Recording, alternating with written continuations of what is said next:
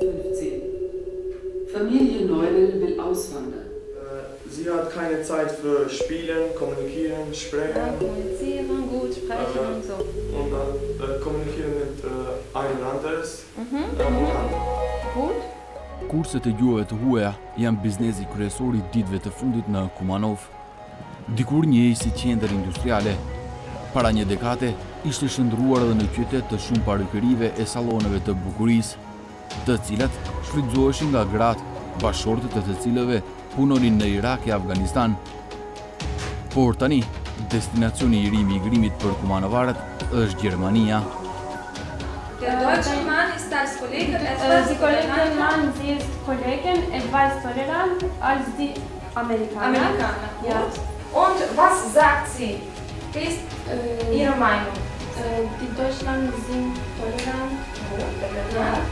Toll finde ich auch das Umweltbewusstsein der Deutschen. Mund të themi se fokusi është më I madh te kurset intensive, më së shumti të interesuarit I kemi të niveleve A1, I cili nivel ka të bëjë me lëshimin e dokumenteve apo të vizave. Për medicinë mund të them se janë më të interesuar, por po ashtu ka nxënës apo të interesuar të cilët vinë për shembull për punë të zakonshme, sikur për shembull në për restorane të ndryshme, apo në për ndonjë firmë, apo në ndonjë fabrikë, apo në zanate të ndryshme, si për shembull në zrugtari, kemi pas ashtu të interesuar dhe të cilët kanë gjetur punë diçka lidhje me informatikën, diçka lidhje me biznesin, apo vetëm se kanë ardhur ta mësojnë gjuhën për arsye se e kanë planifikuar jetën që të jetojnë atje.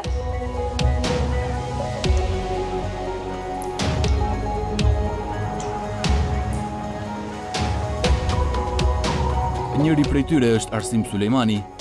Ka aplikuar për punë në Afganistan dhe Irak, por njëkohësisht edhe për në Gjermani, prej ku pret përgjigje pozitive.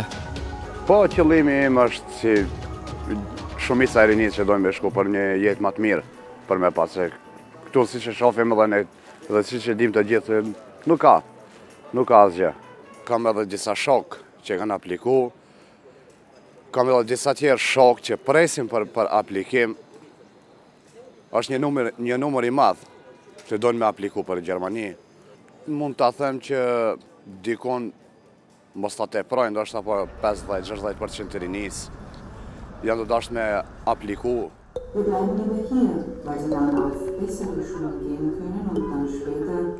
Për pos shpërnguljes, shqetësues paraqitet numri I mjekëve dhe infermierëve që braktisin vendin. Gjermania ka njoftuar se ka nevojë për importin e 100.000 infermierëve të kualifikuar për të moshuarit.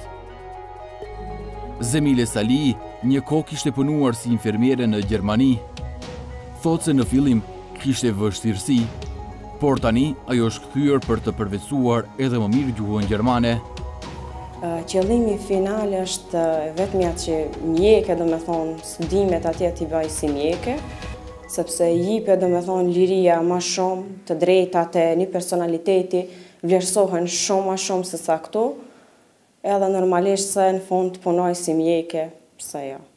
Më thonë shpesh herë se t'i shërbesh popullit tanë këto është shumë më mirë po jam në dilemë këtë aspekt sepse nuk vlerësohet një mjek atë sa duhet në shtetin tonë këto.